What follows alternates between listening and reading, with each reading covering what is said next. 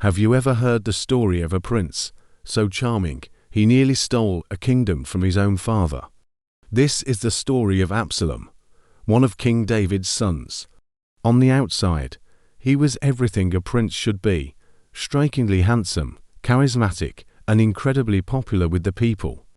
But beneath that polished surface, a deep and dangerous resentment was growing. This is a tale of ambition, betrayal, and the painful price of rebellion. Absalom was a master of public relations. He began his campaign to win the hearts of Israel not with swords, but with words. You'd find him at the city gate, the hub of public life, listening intently to people's problems and grievances. He'd offer a sympathetic ear, and then plant a seed of doubt, saying things like, "Your case is strong and just, but there's no one from the king to hear you. Oh, if only I were judge in the land, then everyone with a dispute could come to me, and I would give them justice." With every handshake and every whisper, he slowly and deliberately stole the loyalty of the people away from his father, King David. After 4 years of carefully building his influence and cultivating a following, Absalom decided it was time to make his move. He went to his father and asked for permission to go to Hebron, claiming he needed to fulfill a vow he had made to the Lord. David, unsuspecting, let him go, but this was no religious pilgrimage. Once in Hebron, Absalom sent secret messengers throughout all the tribes of Israel with a simple, electrifying message. As soon as you hear the sound of the trumpet, you are to say, "Absalom reigns in Hebron." The conspiracy had been launched, and the rebellion was now in the open. When word of Absalom's coronation to King David in Jerusalem, the devastating reality hit him hard. He knew his own son commanded a massive following, and that the danger was imminent. To spare Jerusalem from the horrors of a civil war fought within its walls, David made a heartbreaking decision. He would flee. The once mighty king, the giant slayer, the ruler of a golden age, was now a refugee. His loyal followers wept with him. It was a moment of profound humiliation and sorrow for the king. But David wasn't defeated yet. His loyal forces, led by his experienced commander Joab, regrouped across the Jordan River in the wilderness. Absalom, now advised by some of David's former counselors, gathered his massive army and pursued them. The two sides finally clashed in the dense forest of Ephraim. The battle was fierce and chaotic.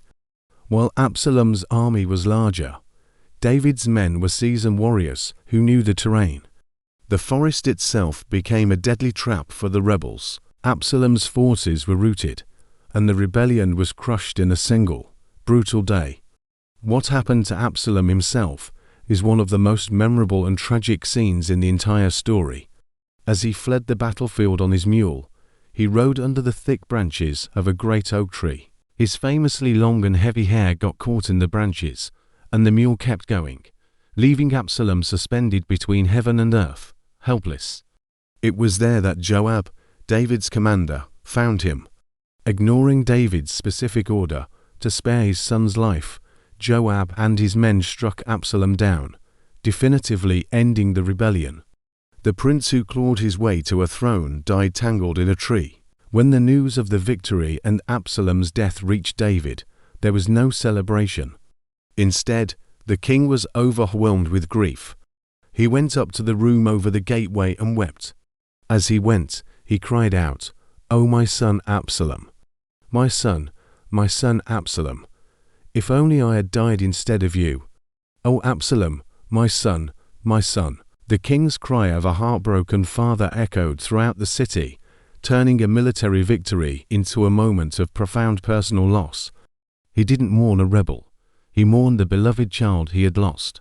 Absalom's rebellion is so much more than an ancient political drama. It's a powerful and timeless warning about the destructive nature of pride, unchecked ambition, and the bitterness that can poison family relationships. It shows us how unresolved conflict can fester and erupt into betrayal, leading to consequences that leave even the victors feeling like they've lost everything. Yet, in David's gut-wrenching grief, we see his deep humanity. He was a king, a warrior, and a prophet, but he was also a father whose heart ached for his lost son. This story forces us to look at our own lives. It reminds us that true leadership isn't about power or popularity, but about humility, integrity, and forgiveness. Absalom sought a crown, but lost his life. David lost a son, but held on to his humanity. In the end, the brokenness of this earthly kingdom points us toward our need for a perfect one, and a king who rules not just with power, but with perfect justice, mercy, and a love that never fails. Thanks so much for watching. If this story resonated with you, please hit that like button and subscribe for more content that explores the powerful lessons from the past. See you next time.